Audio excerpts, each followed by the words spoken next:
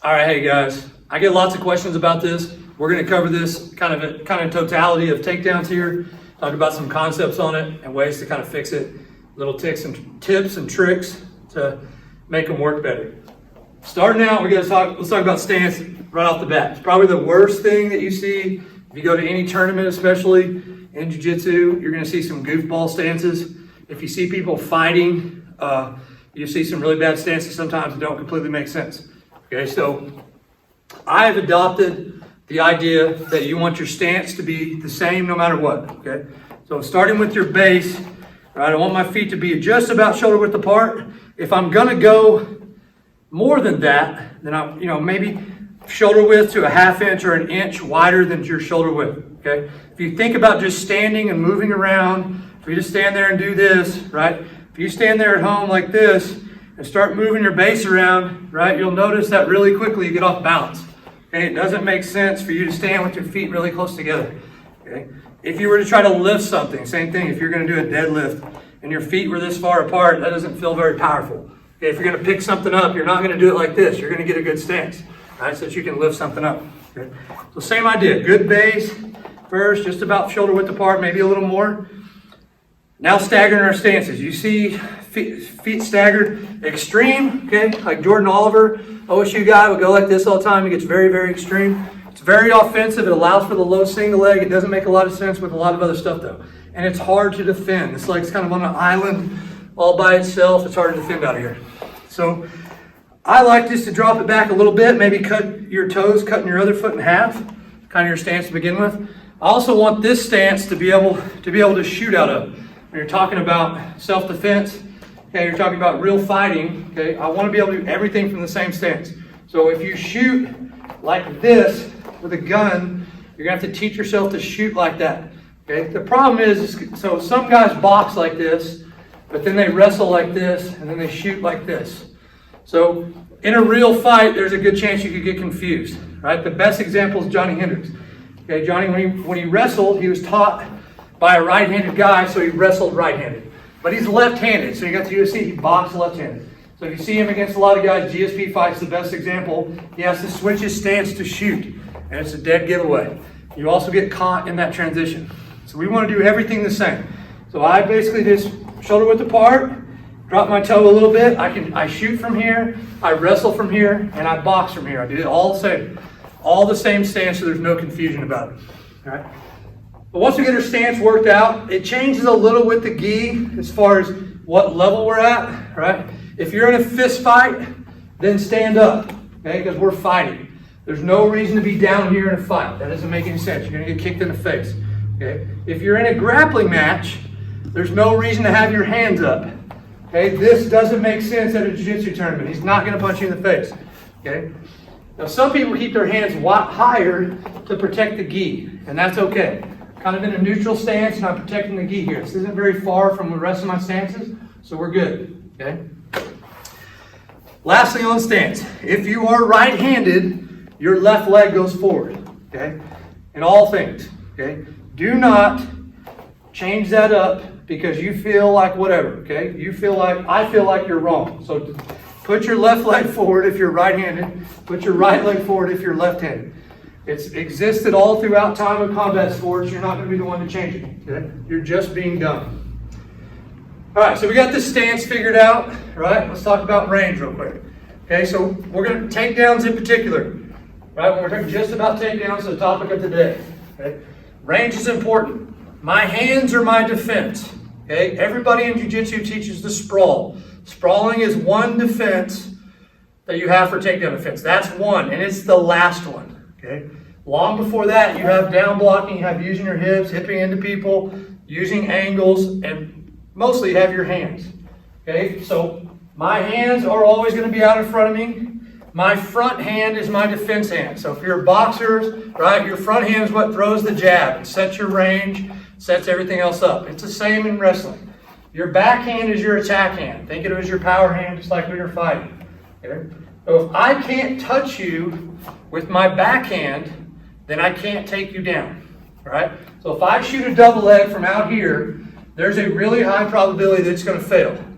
This is problem number one with takedowns that we're going to address. Everyone's like, all my takedowns aren't working. Well, you literally mailed it to him from across the room. He saw it was coming. You shot from this far away. I can't make this work. Neither can most world champion wrestlers can't make that work even against a white belt. It's too far.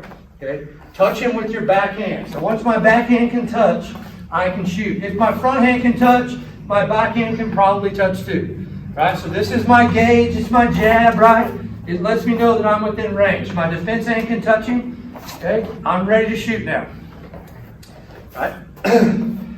Nextly, with up and down, with your level. Okay, it is very hard to shoot at this angle. Okay, so if I'm standing up in front of you and I'm going to change levels to here and then shoot, that's a lot of distance. So you need to stay in your stance. So in wrestling, the first person to come out of their stance gets taken down normally. Okay, I need to stay in my stance. If Cole doesn't get in a stance, I'm going to blast double hug him through my office, right? Because he's not in a stance. He has to match my level to get his hands, which is his defense, out in front of him to protect him. Now we can hand fight, and I can clear those and I can shoot. Okay? I'm at the appropriate level. I'm at the appropriate range because my hands can touch him, and I can shoot directly in there because I've moved his defense out of the way. Okay? So if you're shooting from way back here, those aren't going to work very well. You have to make sure you're in range. Right? So, we talked about hands being defense. We have to clear those. The most important thing in getting a takedown before you ever shoot is hand fighting. You have to be trying to control the inside or getting an angle. When you're talking about double legging somebody, I'm going through them, I have to control the inside. Right? So for me, I like inside bicep control. I like the collar, single collar tie with one bicep control. So what I'm talking about is controlling on the inside of the biceps or controlling a bicep and giving a collar tie. I like the collar tie because it gives me a defense, right? So this leg is forward for me because I'm handed. So when I come in, I'm looking to tie up on that side because this elbow in the sternum is protecting my lead leg. Okay, so it's right there. This hand can clear this and my head goes there on a double leg. So it's easy for me to shoot that from that position. And you can reverse it the other way. A lot of guys that are right-handed, they like the collar tie on this side, and they'll reverse their stance, and that's okay, right? But most people can't shoot as well left-handed as they can right-handed. So try to collar tie with your left hand. The other way for it to be both sides is double bicep control. So we're in here, and my goal is to get this. So a lot like jiu-jitsu, I'm controlling the inside. Once I control the inside, I've taken his hands out of the equation, and I can shoot when I want. That's why it's so important to hand fight. All right. Next, shoot the type of shots that you're going to choose. All right. So we fixed our stance. We talked about range. We know about hand fighting, what our hands are supposed to be doing. And lastly, one time on hand fighting, just because I see it so much. This is not hand fighting. This is karate. We're not talking about that. All right. So, types of shots that you choose. Okay. So, there's lots of shots. There's lots of types of different variations of shots. What we know about what works across the board, what works in fights, what works in sport matches, gi and no gi, okay, what works always. If you look at MMA, the more realistic the fight gets, the less shots that work. Okay, so if you look at MMA, the closest we can get to a street fight without just going out here in the parking lot and beating each other up, right? The shots that work are double leg, single leg, and a few kind of trips. That's what works. If you look at the double single, they account for somewhere between like 60 and 80% of takedowns. Okay, is those two shots. So get the best at those. They're the easiest to do, right? And they work best. They won't work though if you don't set them up. So you have to fix this range and you have to get inside, right? The last thing, we know which ones we're going to shoot. Double leg straight forward and the outside single. Okay, so what I mean, head on the outside with the double. This is the big problem with takedowns, getting caught in chokes. Okay, on these types we shoot. On a double leg, my head goes on the outside. It goes right here in this pocket on the outside. That's where it belongs.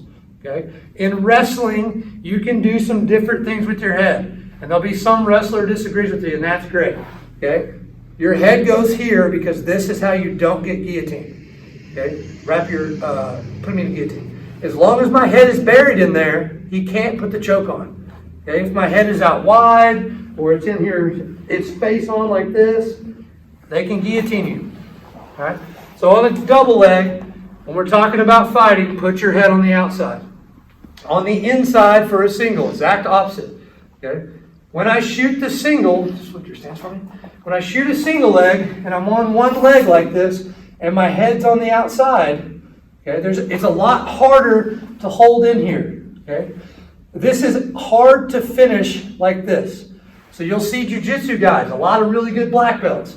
They shoot in, they bring the head up on the outside, and now they want to try to run the pipe. So their head comes away, wrap your left arm around my head, and they're in the guillotine. Because in order to try to run the pipe like this, my head comes off the leg because there's nothing to push on. Okay? Because this is wrong. Right? That's not how you run the pipe. Your head goes on the inside. So I'm here, put your belly. I'm here, I shoot, my head's on the inside. And I use my head to push on the leg, giving steady pressure at an angle downward while rotating. Okay, so if I just rotate, he can hop. If I just push, he can resist. But I push at a 45 and then rotate, and he falls down. Okay, so the head needs to be on the inside. Now in wrestling, the most popular single leg variation that you see, where your head's on the outside, is the high crotch. Okay, so flip your switch just so you can see there. Okay, so I come inside in the high crotch. Look at my head space here. You're going to get choked. So now a lot of guys shoot the high crotch and then transition to the double. Okay, so your high crotch comes, he puts the choke on, I transition to double, it gets really loose, and now I'm done. Okay, so the high crotch is not really viable unless you're exceptional at it in fighting, right? So, single leg, or excuse me, double leg, outside single. Double, head goes on the outside, single, head goes on the inside. Now, commitment. Let's talk about commitment. So, we talk about this a lot of different things, of how I can judge whether a student is committed to doing what I'm showing them. Will you lay down for me on your back? The easiest example is what I call, this is jiu-jitsu, not a track meet. Okay? So Cole goes down to his guard. I'm scared to get tapped, so I don't want to commit to going in here, so I start backing up. And now Cole's forced to chase me. And this is what our match looks like. Is me trying to find that opportunity to jump around his guard or jump over his guard because I don't want to go into his guard. Okay? Which shows I'm not committed to learning how to pass guard. And it's a struggle, it's a plateau, whatever you want to call it, a step that you have to overcome when you're learning jiu-jitsu. So with takedowns, I judge people's level of commitment by the angle they shoot. Okay? So my angle should be down and forward. It should look like an L. I should change levels and then explode into the guy. That's what takedowns are supposed to look like. Okay? Even on the low single, where I get super low and then extend out to get on the low. Okay? It's the same angle.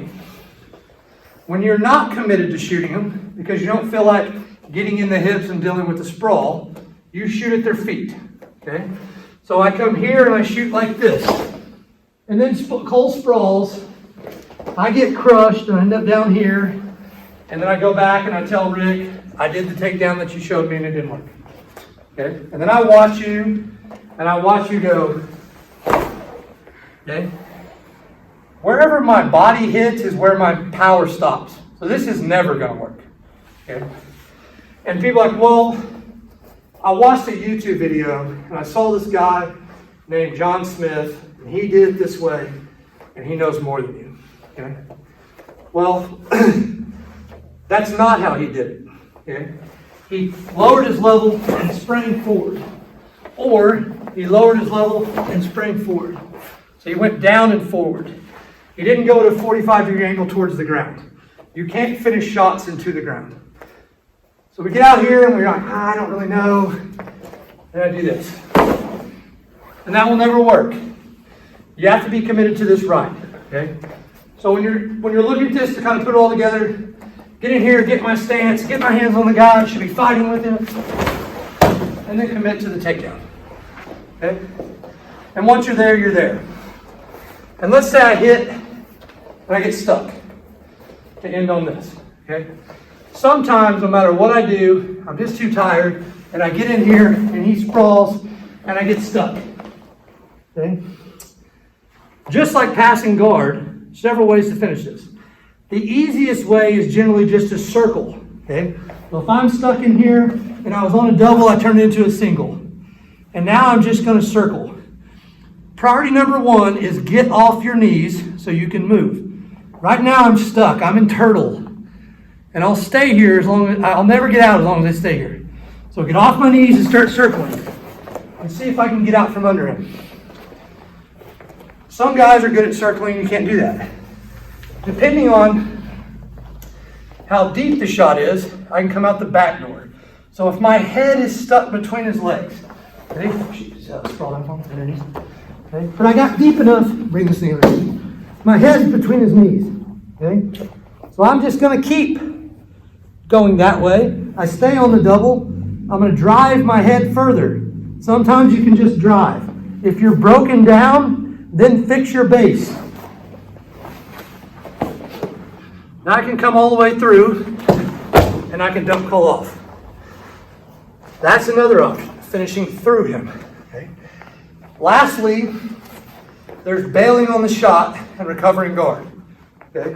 So if I'm stuck and I can't move, I'm down here, I can't do anything, and you can always circle, but you think you can't. So I need to bail out. That's cool. I'm just going to melt backwards, so my feet windshield wiper, and I'm going to melt backwards, and he'll follow me and get into a guard. And this is lastly, it's always the last option, okay? Because I'm on bottom, I shot a takedown, I'm looking for position. I don't want to shoot and then end up in guard. That's the worst scenario, okay? Almost. The worst is staying here. If I stay here, Cole's going to start to hit me. Okay, he's going to hit me in the face, right? If I stay here too long, he could choke me. Or he's going to circle and take my back, right? If I lose this hand, he's taking my back. Then circle around and put his hooks in. So that's the worst option. So going to guard is better than that. But we want to finish, okay? So that all wrapped up in a nutshell. That is a whole lot of tips on how to make your takedowns better, okay? Fix your stance, fix your distance, learn how to change levels, get a good penetration step. Focus on the shots that work. Do not try to learn new stuff until you learn the first two. Learn the easy ones, and the more advanced ones will come later, okay? And at the end there, make sure that you're committed to making the takedown work. If you're randomly shooting, you're shooting angles at the ground, you're not committed to that takedown. Get in there and hand fight and take the guy down. All right, hopefully that helps with some of your problems. And thanks for watching, guys. I'll check you guys later.